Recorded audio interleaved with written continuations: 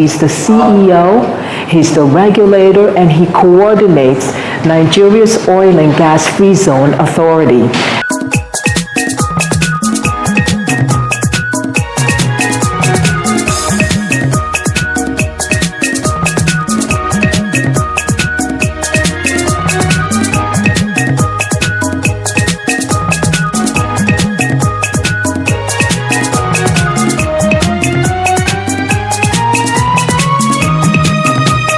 Hello viewer out there, my name is Muhammad Abubakar with another edition of Reflections, a program that goes down memory lane to reflect on the life of those iconic Nigerians that have made a mark in their chosen endeavors.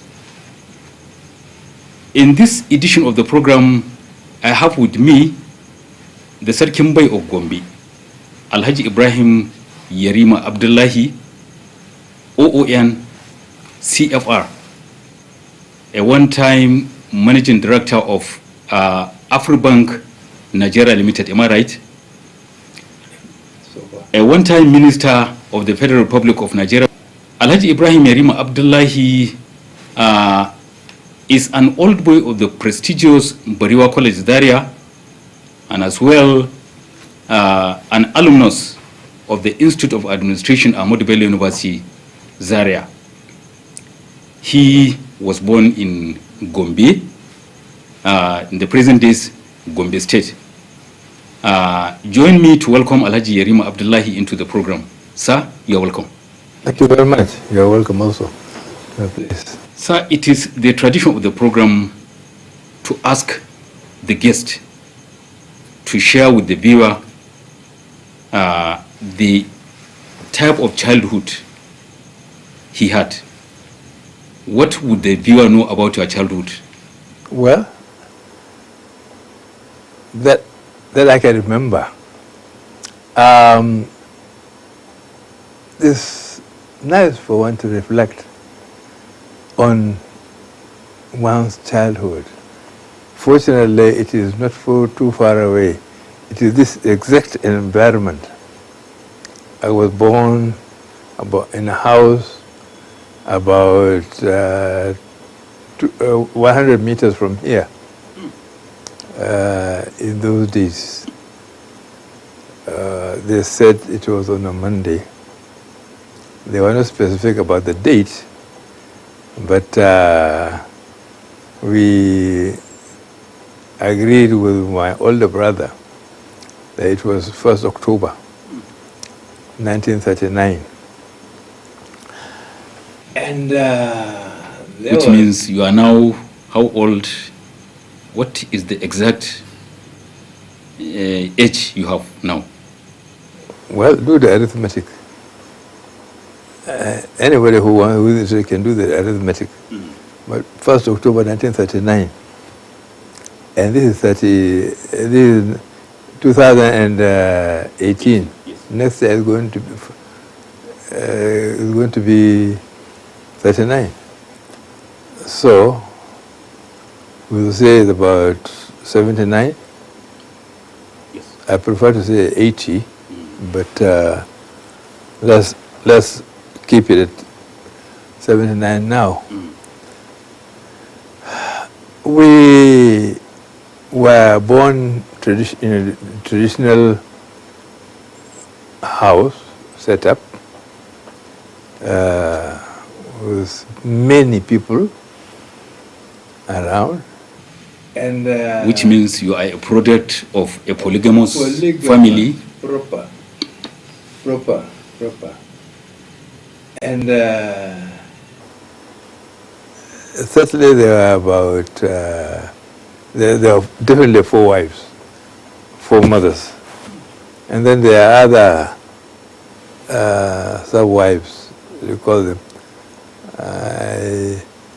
Then there are other people who live in the compound. I recall there are 9 rooms. The interesting thing about the architecture in those days was that each one of the women could call her place her house, because once you enter her house, it is independent, it becomes independent of anybody else. It goes from one end, goes round to the end. And then in the middle, you have the large hall where they do the cooking and other house chores. The powerhouse. The house. Then, as I said, the frontage of the house was a very large zawri, the front hall, I would call it. The grass thatched roof, specially done. There were people who were experts in that area. The first hall, of course, on one side there's a horse, and then on the other side, the house owner, house oga, will sit with his people. The hall is big enough to accommodate all this. And then the next hall also is similarly large. Then after it, by the way, there's also large enough to accommodate another horse and people. Then you move forward, you have what you people call Soroko. If I understand that, it was typical of how a typical Hausa, extended family or polygamous family lived. I don't know the tip. If you say Hausa, there's a slight mistake, because we are not Hausas. We learned Hausa as a second language. I would rather say northern Nigeria. Polygamous house, true. Yeah. Okay.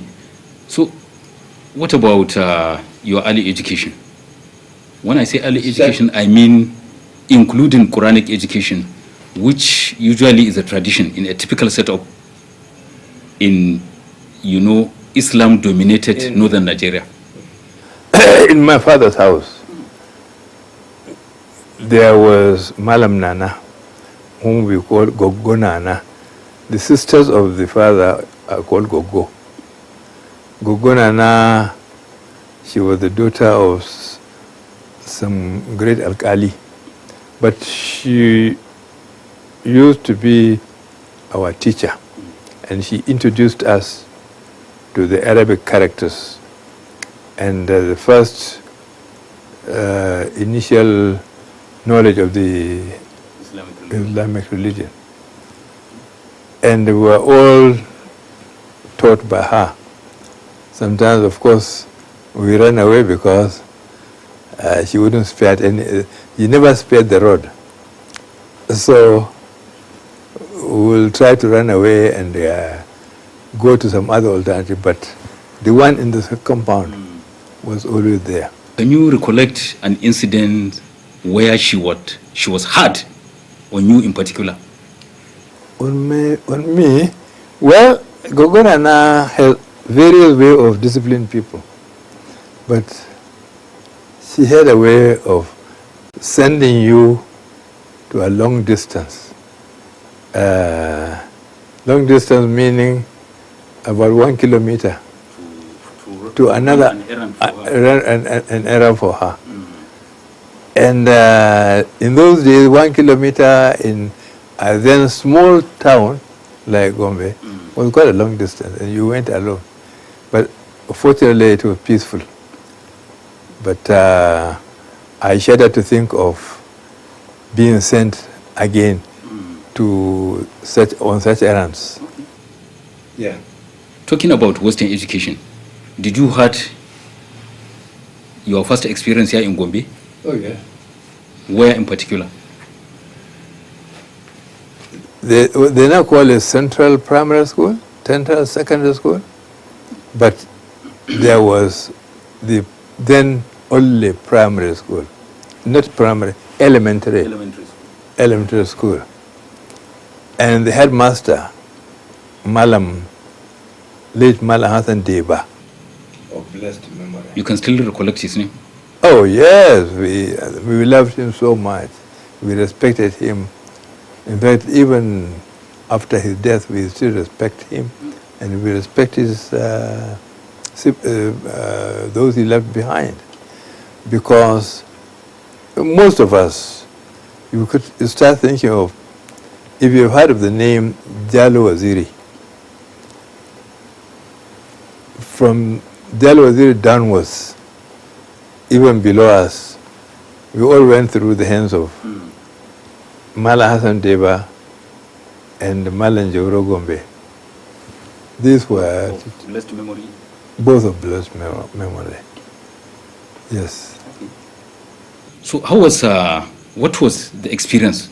The experience was in the school, in the elementary school? In the elementary school. What I recall was that, of course, the buildings were of mud and the thatched roof. On the floor, there are no desks.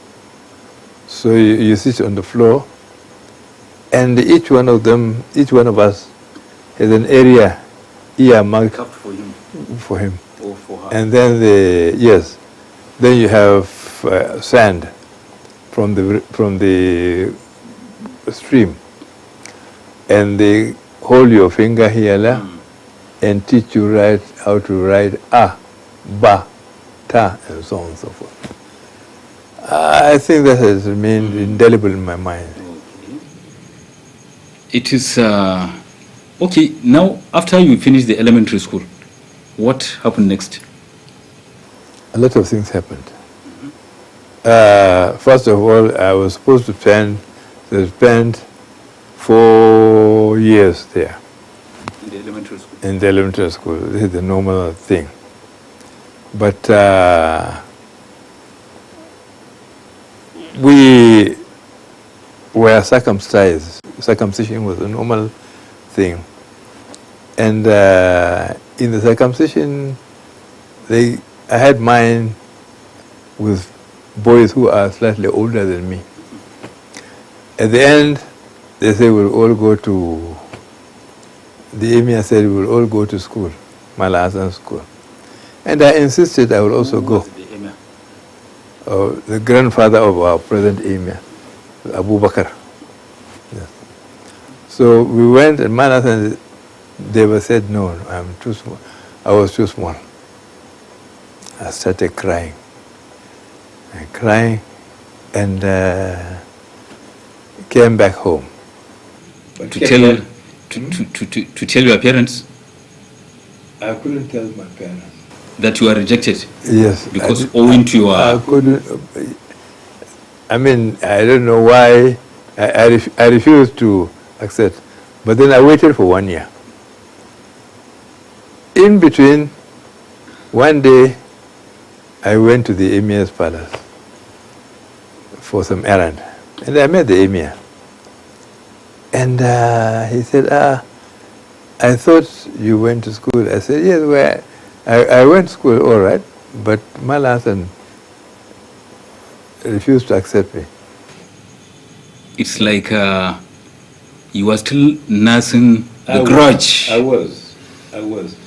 Of you being I'm not sure about being a grudge, but the pain. I think it is better to say pain. And disappointment. And then the following year, something very interesting happened. I knew whenever they enroll, they select the next set of kids who will go to school, they'll be brought to the emir first. That was the tradition. That was tradition at that time, yes.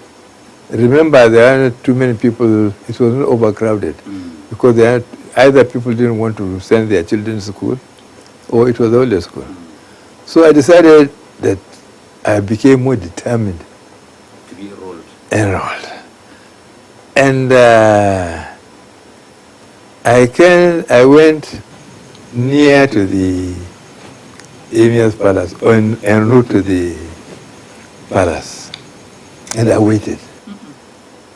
So to speak, waylaying the headmaster and the new kids. I squeezed myself in. And when we went,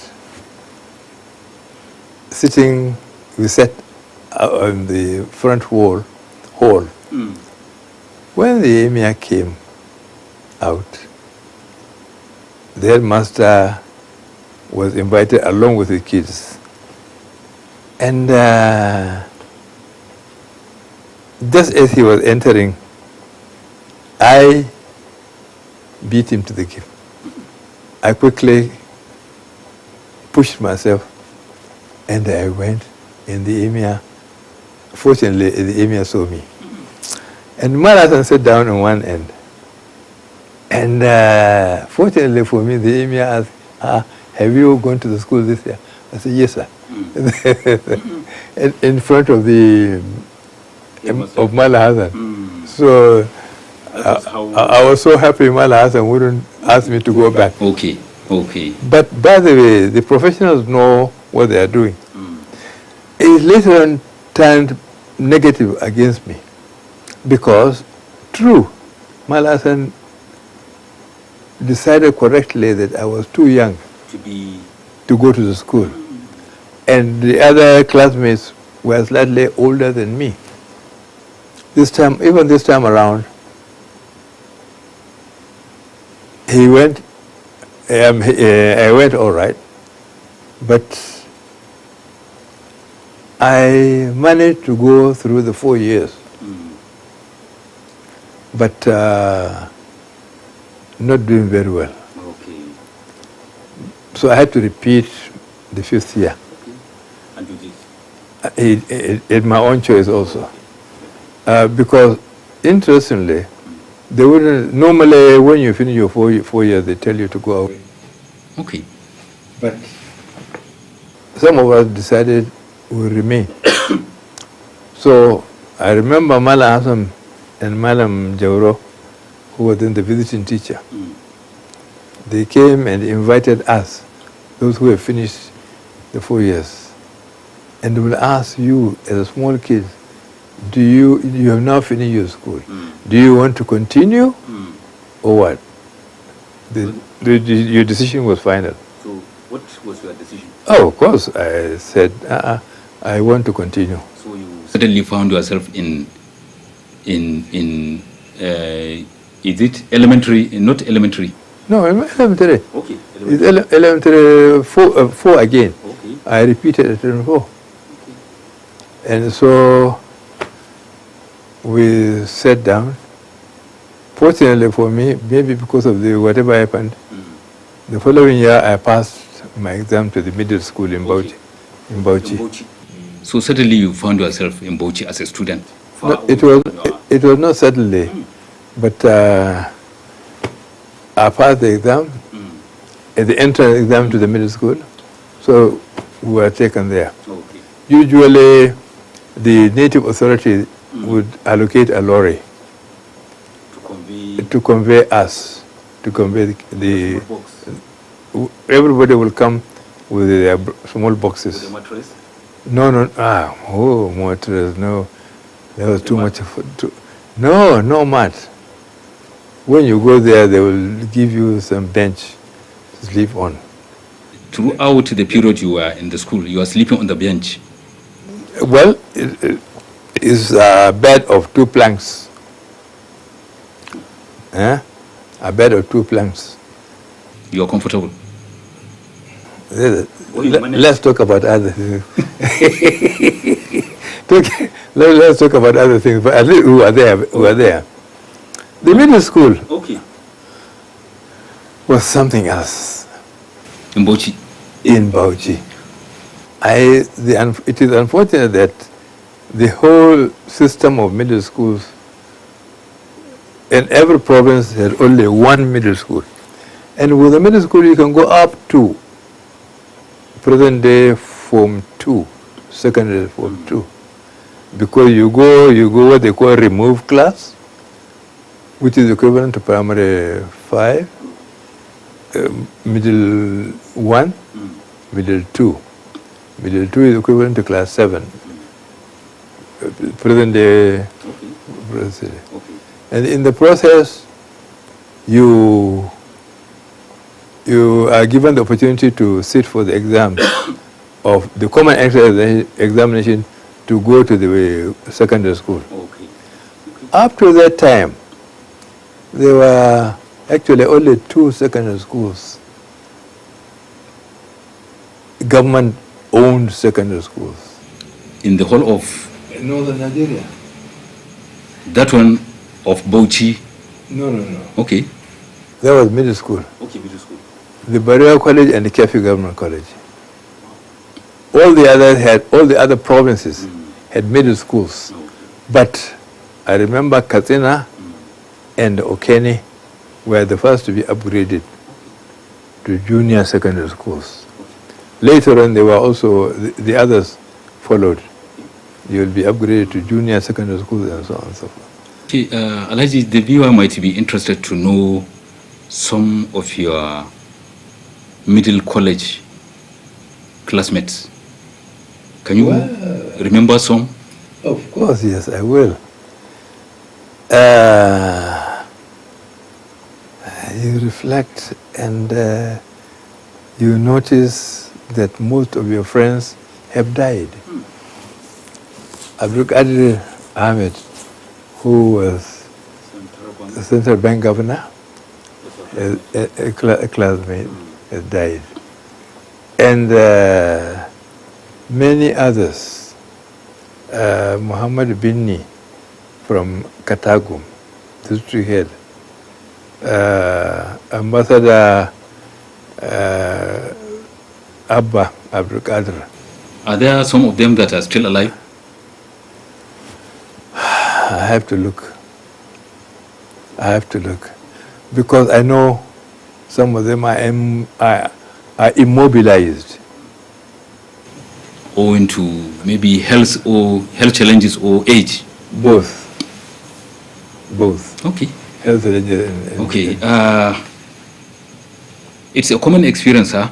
Nobody passes through a school system like you did without having 1 or 2 nasty experiences to share, to do with bullying. Were you ever a victim of bullying? I suppose that was natural. If you go, body frame. No. Bullying you. What? No. They didn't pick on me. No. You see, there is fagging. Every senior person is free to adopt one of the junior ones as their fag. So you were adopted? I was adopted. By? A friend of mine later on, unfortunately, he has also died. Somebody from Darazo. So he never allowed you to be bullied by anybody? No, bullied. I'm just telling you that the nasty experience that I felt bad about. It's not my fault, it's not his fault, because he asked me to wash his uniforms, school uniforms for him, which is normal. He was 2 years ahead of me, except that in terms of geography, in terms of size, as small as I was, he was in the middle 2, I was in the removed class. So it is entirely within his right to ask me to wash to fag for him.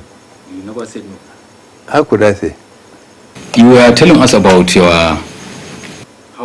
fagging experience. Yes.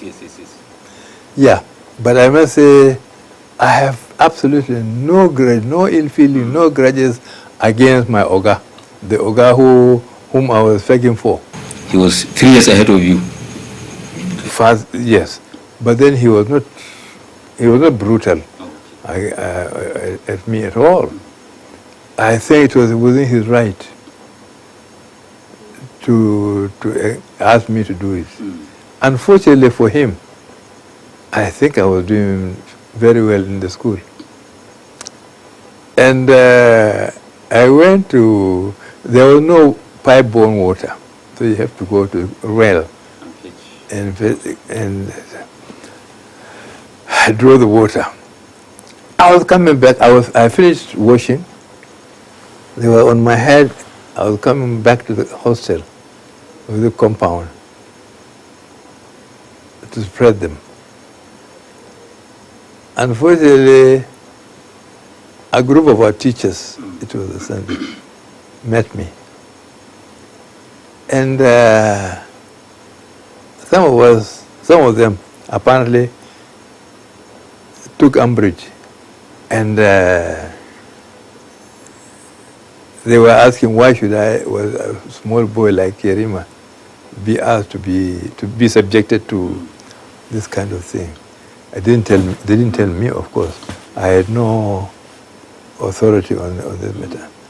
Unfortunately, the brutes, if I may call them, in the compound, these are usually very unfair people. Just because of those comments of the teachers in the compound, they brought in my Oga, Garba Darada, and they beat him up. And there was nothing I could do. But I really felt bad that he has been beaten because of me, because he has exercised his right. And who am I to complain? Well, viewer, if you are just joining us, the program is Reflections with Sarkin Bay of Gombe, Alhaji Ibrahim Yarima Abdullahi, OON, CFR, one-time Minister, Federal Republic of Nigeria, and a one-time Managing Director, Afrobank, Nigeria, PLC. Sir, let's continue, sir. How about, what do you have to share with the viewer in relation to your working experience? Well, working, I started here in Gombe as an engineering assistant. You know, I finished my secondary school, and I was having my small holidays at home in Malam City. At that time, my old father was alive. It was a Saturday, I recall, and he sent for me. I came. He said, the emir has asked for you that you should go. I said, me? Emir? He said, yes. You. I said, why is he looking for me? He said, when you go, you ask him. So you went. I asked, why should the emir call me? My father said, well, when you go, you ask him. Anyway, it's a way of telling me to shut up. I did. I didn't know that I was being drafted into a job. In those days, the then supervisor of works had got a scholarship. Alhaji Ali Gombe, late Alhaji Ali Gombe, Ambassador Ali Gombe. He had gone to school. So he stepped into his shoes. I was not the only one. Okay. There were three of us. Myself, Sheikh Abubakar, our late emir, grandfather of our present emir, and Salihu Atiku, who died at an early age. So we were drafted, we were sent to the Technical Institute, Kaduna. No polytechnic in those days. We went to the Technical Institute. To prepare you for the challenges ahead. Well, yes. Mind you, they decided for me. What to become? Well, yeah, they wanted me to work as an engineering assistant. So they sent me to the Technical Institute in Kaduna. They sent us, the two of us. You were there for how many months or years? Well, I was supposed to be there for 3 years, but in two parts. The first one is 8 months, which we went. 9 months actually. Then we come back for practicals. If it has worked very well, we would have been in practical for about 1 year, 12 months. Then we go back to do the proper technical thing, which will qualify us to be assistant technical officers, ATOs, in the native authority. Okay. Every end of the month you will receive your salary. Yes. Okay. Which means you had enough money to cater for all your needs. No, you are putting words in my mouth. That's why I say which means. Yeah, which means true. They paid me salary. But in those days, by the way, it's quite a big salary. It's 12 pounds, 5 shillings. 12 pounds, 5 shillings, this is equivalent to 24 naira. Okay. Plus 5 shillings, that's 25 naira. If you want to convert it into naira. But in those days, when you finish your secondary school, you start with 12 pounds. So it was not something out of place for anybody in those days around your age group who is earning salary like you, your humble self, to contemplate the idea of getting married. What is your story? The story of getting married is not entirely mine. A decision was taken. Fortunately, I left the girl that I was married to. But my family talked to her family, and they agreed that their son will marry their daughter.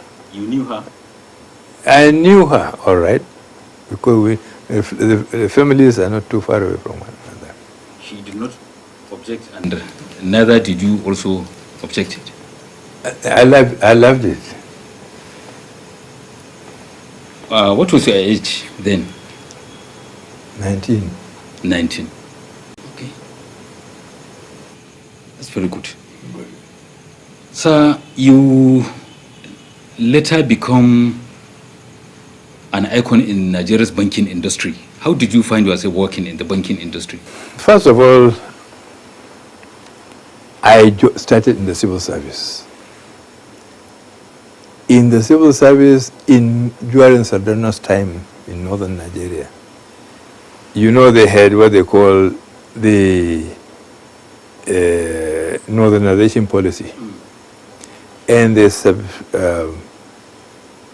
analyze the various departments and organize specialized courses for them. And they, first of all, had organized, they won't take over the administration, the DODO in those days. And they had been organizing this up to the time of my five. They had organized 4 different courses annually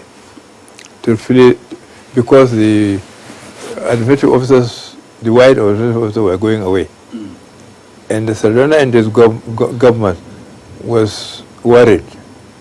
So that yes, so they took special consideration. They retained those the white people who expatriates to teach upcoming Nigerian expatriates. So that marked the beginning of your working career in the banking industry? No. It was too far from that.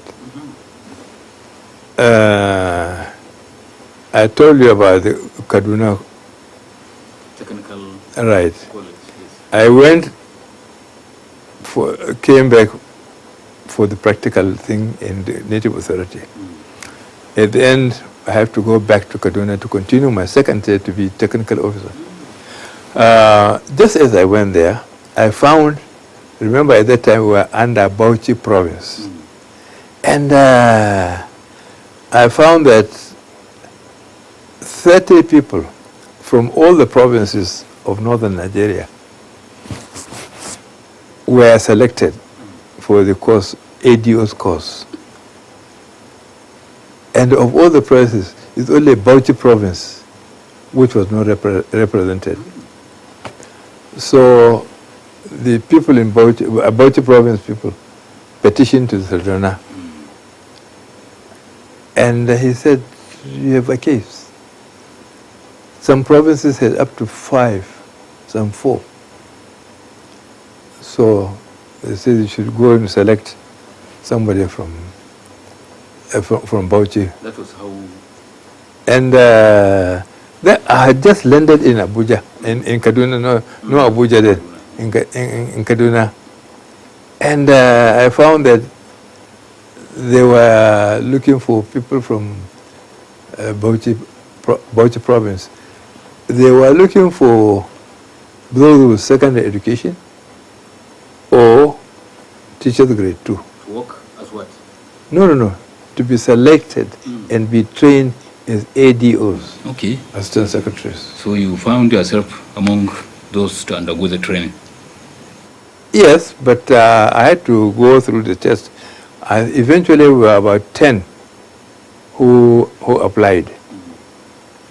I remember I had my school certificate, which was not very common in those days. Fortunately, I had 7 credits. I took 7 subjects, I had 7 credits, which I understand is a good qualification for even at today's admission. Yes. Okay, sir. I am more particular on how you found yourself working in the banking industry. I'm telling you, is step by step. Okay. I served in various provinces, mainly in the Sokoto province, which included Zamfara and the Kebbi states now. From there, in 1964, I was transferred to Borno province. And I worked in all the divisions at that time. And somehow I was posted. Remember, new states were created, 12 states were created. I was redeployed to northeast. No central. No, northeast. Okay. And I was seconded by order, not choice, seconded to the Nigerian Livestock and Meat Authority. Yes. As a secretary. I was there when I had the rare opportunity of being sent to Arthur D. Little Institute of Management Education. Where? Massachusetts, USA. US. You went? I went. With your wife? No, unfortunately, I couldn't take my wife, Yeah. but I had to go alone. And we attended, I think about only 2 of us from Nigeria. Olatere Olabeki, a prince from Owo, is the other person. We finished that course and we earned a master's degree from the institute, which was recognized in America and here. So you came back to I came Nigeria back armed with a master's degree? Master's degree. And it also helped me get promoted. Okay. And it probably cleared the ground for you to find yourself in the banking industry. yes, because the degree is in management. Okay. And management included banking and finance. So this armed me to decide to leave the civil service much earlier and join The banking industry. the banking industry. Okay. Yeah. So you have reached the peak of your career as a banker by becoming the managing director of Afrobank.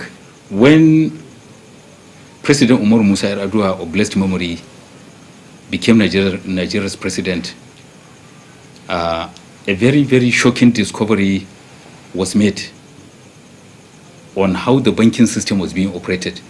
So much that some banks painfully had to collapse. What do you think led to that? As a banker, as an experienced banker. Nonchalance.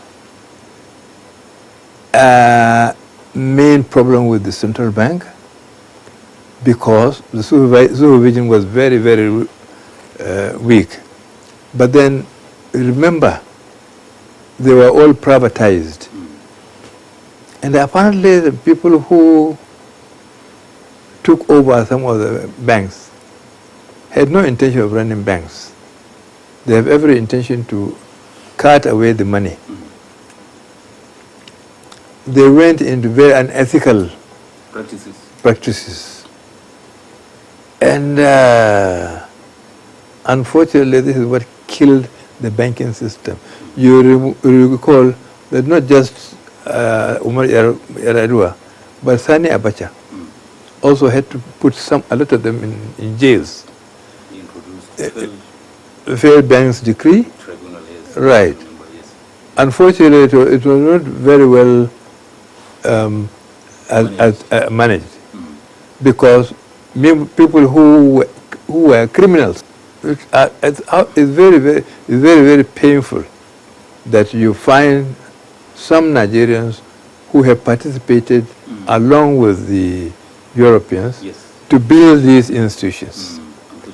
Unfortunately, you find some Nigerians who came with clandestine intentions, dirty intentions, and somehow they took over and I would like to killed the banks.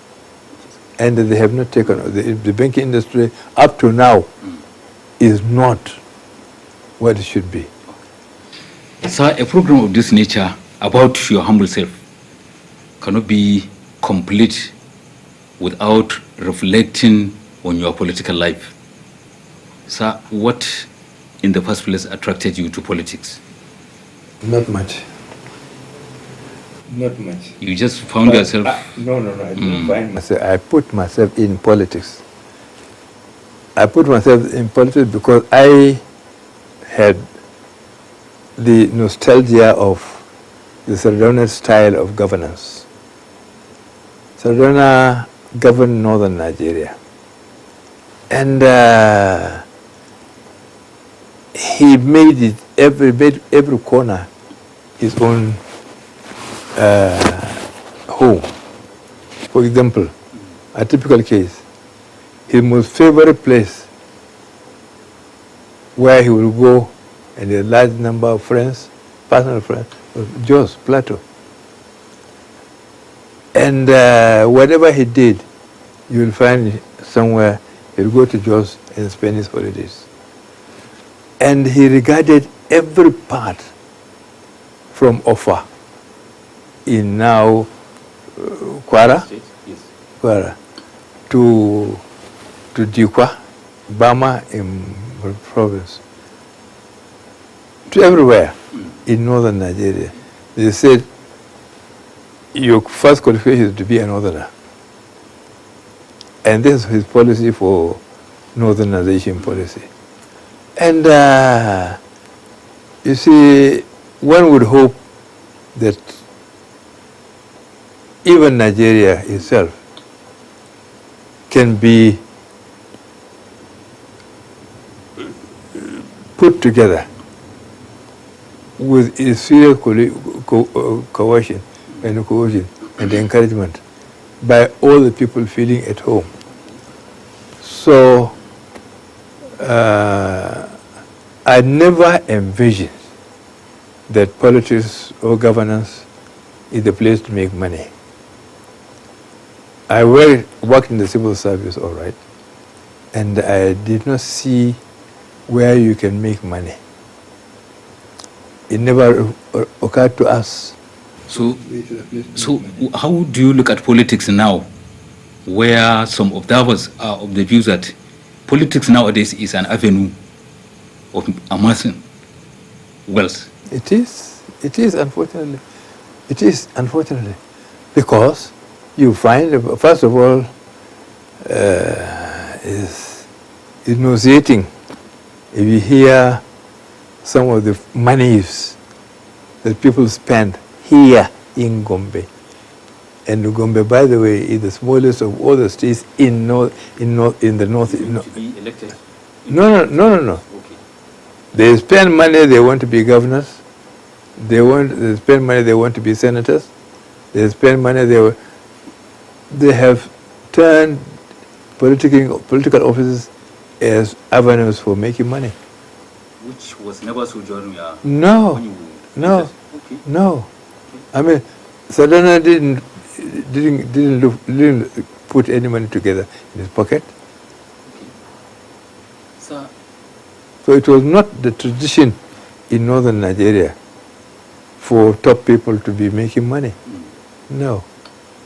Sir, it is on record that President Muhammadu Buhari made you a minister under his cabinet, military head of state. Yes. Okay.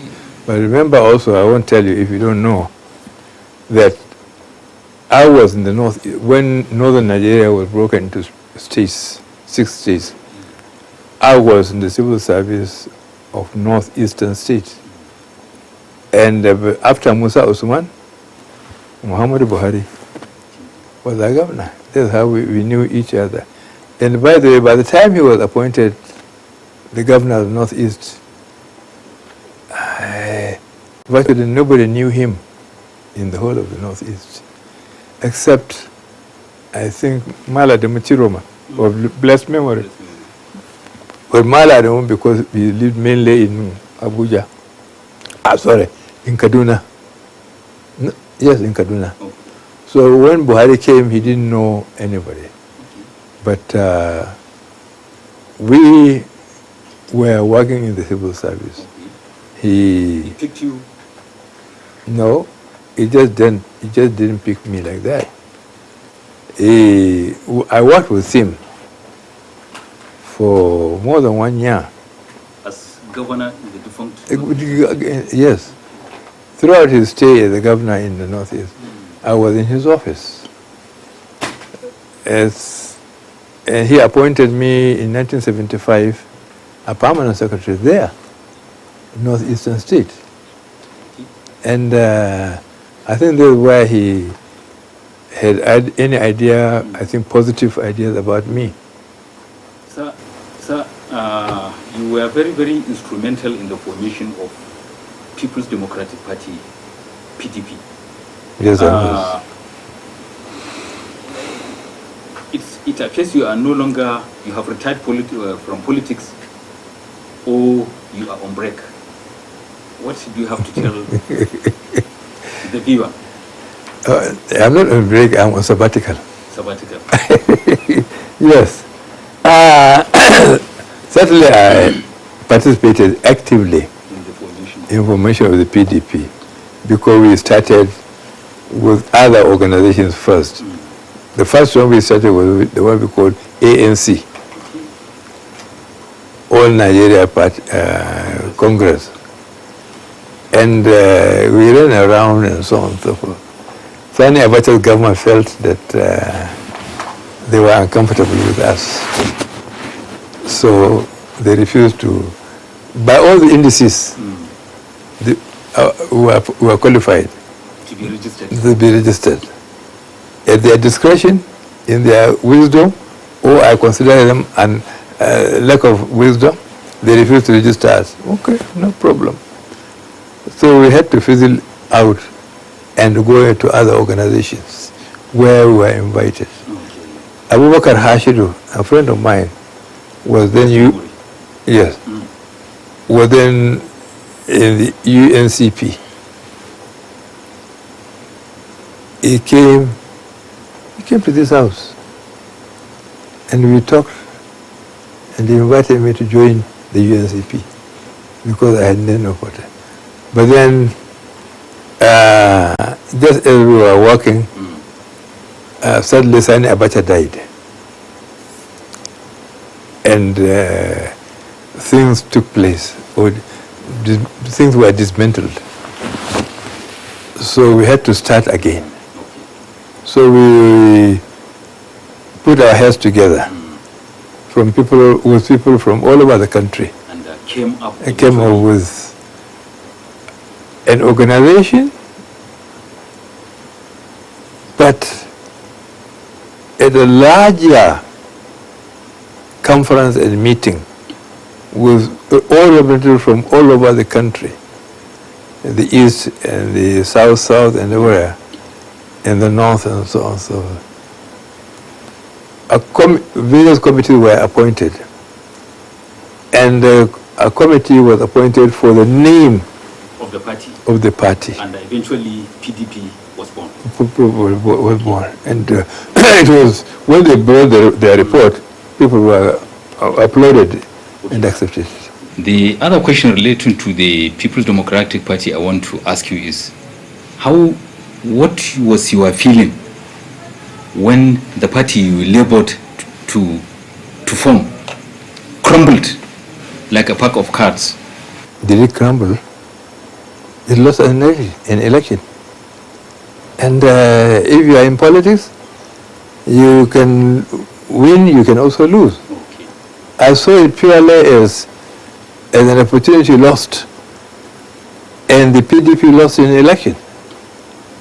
And we now have General Buhari, President Buhari, as the president. He brought to the APC, but the PDP lost. Okay, sir. Yeah. Sir, as a Nigerian, what advice do you have to the present group of Nigerians as it relates to the government of President Muhammadu Buhari, as a Nigerian? Well, let me admit that I think the question you have put is rather personal. That is why I said as a Nigerian. Yes, as a Nigerian, we have been together with Buhari, we have become friends since we met when he was our governor. And we worked together as minister and so on and so forth. In and out of government, we have never parted. Our families have been friendly relations at the family level and so on and so forth. What is your question? The question is, what advice do you have? President Muhammadu Buhari is the president of Nigeria now. As a Nigerian, what advice do you have to Nigerians on the administration that is being led by a person you have known for close to 4 decades? Yeah. All right. You know, when he was first nominated, I was still in PDP. And I told him that, look, we belong to different political parties, but no offense will be taken. And we agreed, no offense taken.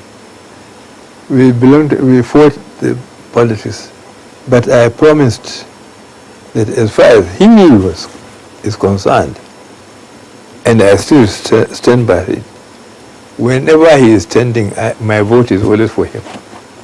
And my vote, the vote of anybody who can listen to me, will go to Buhari, because I am convinced. Not minding the political difference? No political difference. No, I'm not minding, because I believe that if question of integrity, that he has no business, he hasn't got too much respect for money, which is different from many of us. I think Nigerians, a lot of us, we turn money into our religion, which is terrible. And it's not the same with him. Okay. Sir, the last question. Sir, you were part of the movement for the creation of Gombe State from the defunct Bauchi State. Sir, maybe in a minute or so, why did you have to look for Gombe State? It's a long story, and you say in a minute. Yes, sir. And We are already. My attention is being called that we are already running out of time. All right. I'm telling you, we look for Gombe State for the same reason why we look for Bauchi State when we were under the Northeast, because there were malpractices and iniquities, clear differences in terms of treatment by the head of the government in the northeastern state, and we said no. Since it was not correct, ameliorated, we'll look for our own state. We can take in this edition of Reflections. Like I said, our guest was Alhaji Ibrahim Yarima Abdullahi, OON CFR, Sarkin Bay of Gombe. I wanted to ask you how the title Sarkin Bay, but unfortunately we have run out of time. Maybe that is a question for another time. Sir? Yeah. Yes, sir. Viewer out there, on behalf of the guest and all those who made it possible for you to be with us, I remain yours, Muhammad Abubakar, saying, have a nice time.